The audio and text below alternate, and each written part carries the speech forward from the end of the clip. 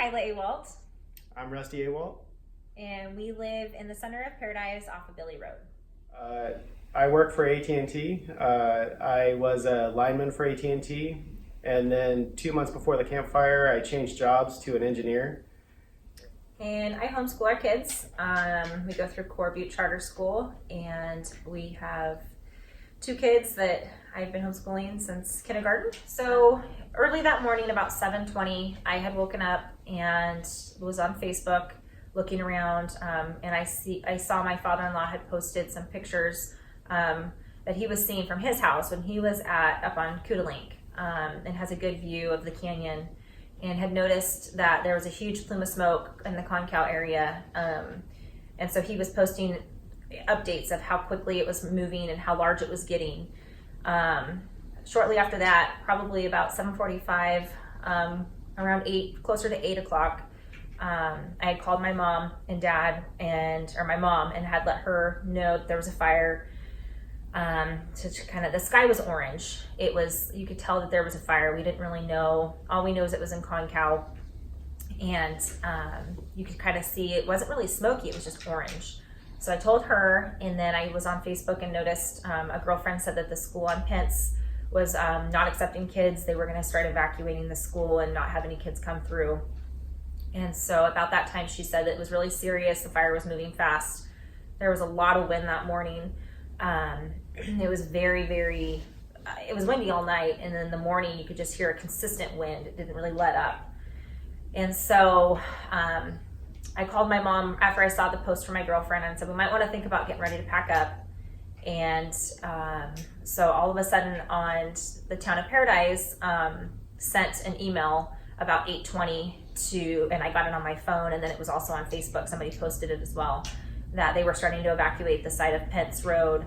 And we didn't have an evacuation notice at that time, but I called my mom and brother and said, you guys got to leave. You're closer to Pence than I am, and I'm going to leave.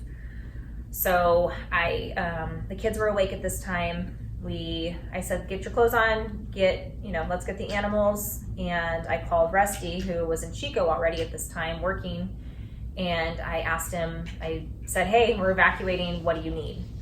The kids helped me get the animals together, and we left. And as we were leaving, this was about 8:20. Our neighbor across the way, he used to own Sunny Day Cafe. He came out and he goes, you guys evacuating? I said, yeah, we have everybody and everything, and we're leaving. And as soon as I hit Billy Road, I knew it was bad. Cars were completely lined on Billy. There was back-to-back, bumper traffic.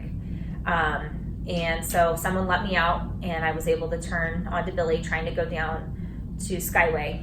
And so we're inching through. Everybody's waiting at the stoplights. And so I get down by the bike path almost to the stoplight, and I look behind me, and all of a sudden I see a yard waste trash can just going up in smoke and in flames. And I called 911, and I said, hi, I'm on Billy Road by the bike path on Skyway. And she stops me. She goes, let me stop you right now. She goes, the whole town's on fire. Please get out safely. And I was like, oh my gosh, okay.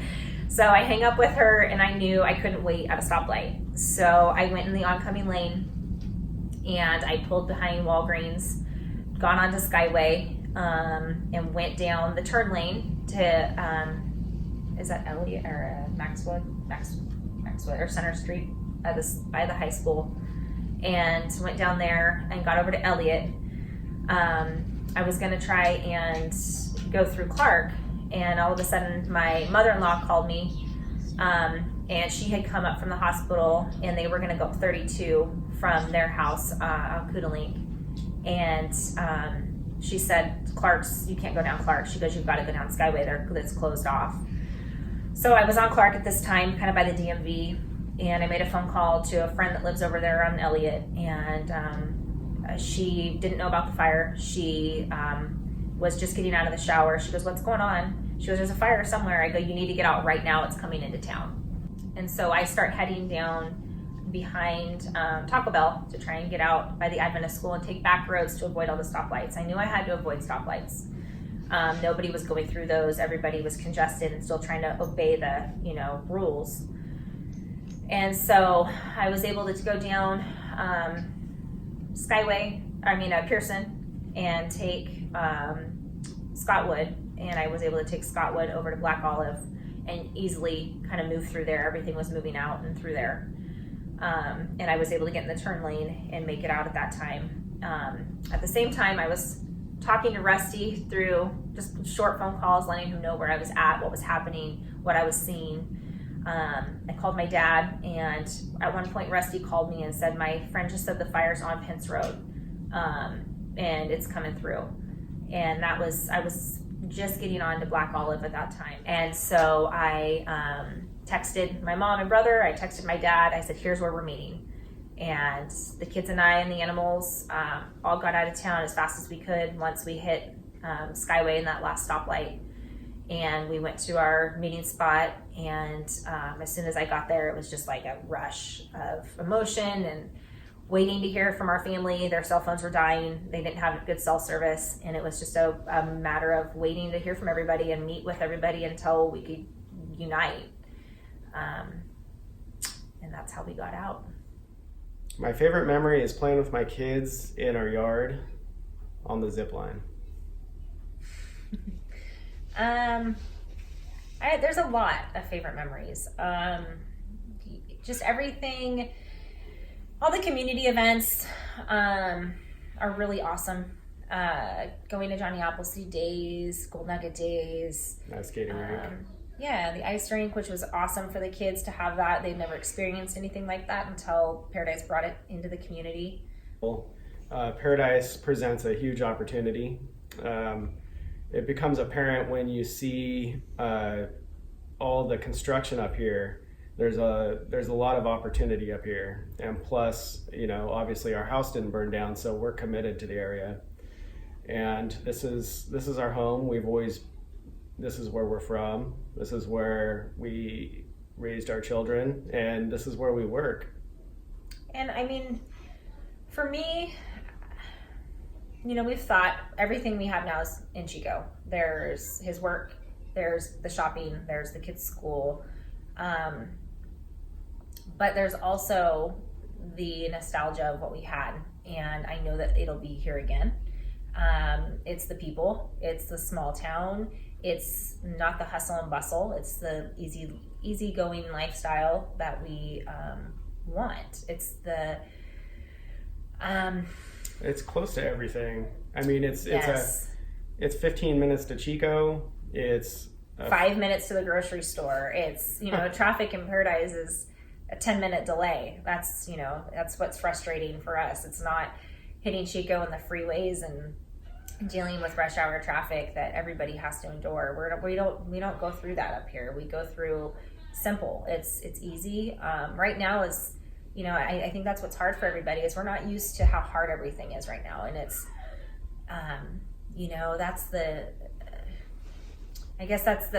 cost of having to stay here and reside here and not find a rental and leave is, yes, it's delays and lots of people, lots of construction, but in the end, it will be what we had before. It will be the simplicity. It will be the small schools. It'll be the small classroom sizes. It'll be, everybody knows, you have your little groups, you know your school group of friends, your gym group of friends, and everybody does things together. Everyone works as a team and is united. And the people that are wanting to stay we're all united again. And it's another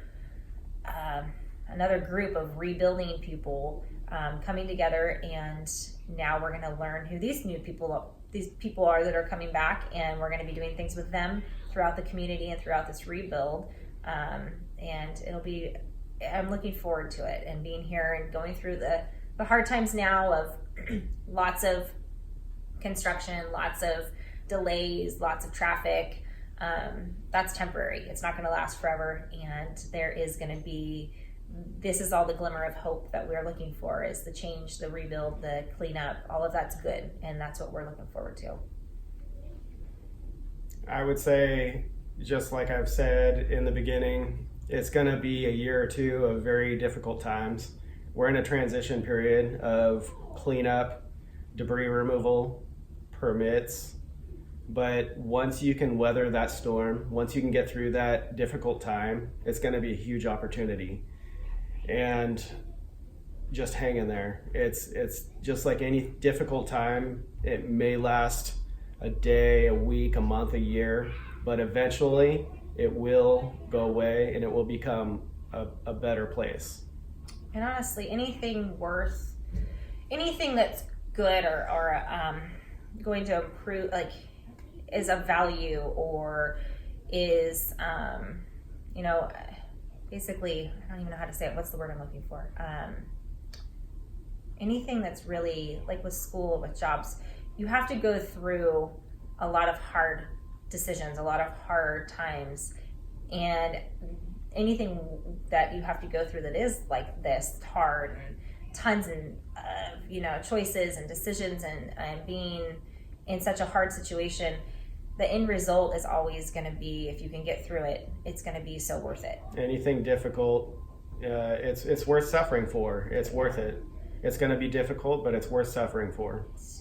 That's what's so neat about it, is you have this opportunity to be a part of the planning, to be a part of your input, being the foundation of this growth and this rebuild. If you're involved and you stay involved with the community, you actually are going to look back, in the years and go, gosh, we made it through this, and now look where we're at. We never would have envisioned where we're at now. And it's scary for some. It's unknown. It's and a lot of people don't like the change. But if you sit back and understand that it's not just you. Everyone's been affected. Everyone wants to see positive growth in the area, and if you stick with it and you're a part of it, and just kind of know that you weather the storm and you're going to come out on the other side to a beautiful unknown.